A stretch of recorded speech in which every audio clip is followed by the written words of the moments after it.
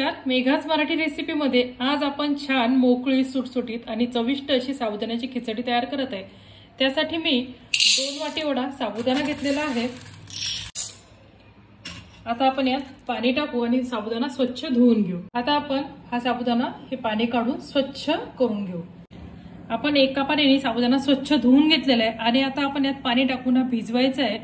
तर आपला साबुदाणा आहे त्याच्या अर्धपोट वरती म्हणजे एवढं पाणी आपण यात टाकलेलं आहे। आता आपला साबुदाणा छान भिजेल, याला आपण 5 ते 6 तास असंच भिजण्यासाठी ठेवून देऊ।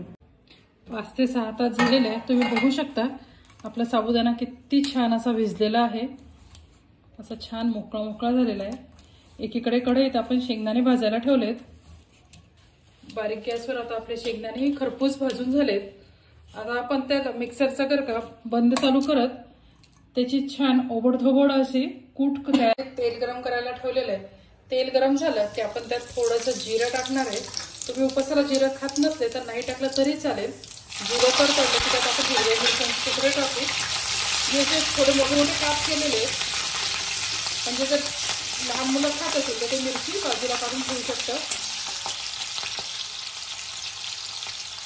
मिरच्या लाल झाल्या की आपण त्यात बटाट्याचे काप टाकून घेऊ। झाकण ठेवून असताना याला एक वाफ येईल। आपण दाण्याचा कूट तयार करून घेतलेला आहे। तुम्ही बघू शकता हा जास्त बारीक नाही करायचा। मिक्सर बंद चालू करत आपण थोडासा असा जाडसर कूट तयार करून घेतलेला आहे, तो आपण साबुदाण्यात मिक्स करायचा। जर असा साबुदाणा आपण कढईत टाकला तर तो चिकट होऊ शकतो, त्यामुळे आपण दाण्याचा कूट असा मिक्स करून घेतला तोपर्यंत आपले बटाटेही छान नरम होतील। आपले बटाटे शिजलेत का आपण बघून घेऊ। ते बघू शकता आपले बटाटे किती छान लाल झालेले आहेत आणि नरम देखील झालेले आहेत।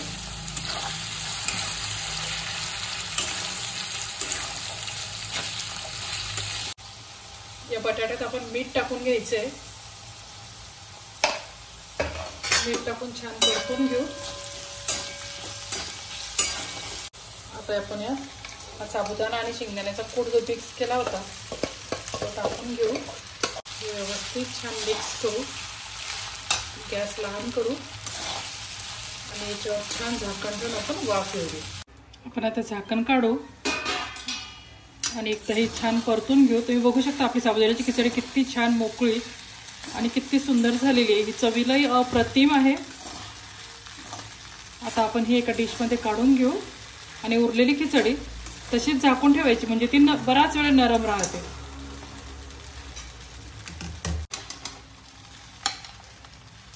तुम्ही अशा पद्धतीची साबुदाण्याची खिचडी नक्की एकदा ट्राय करून पहा।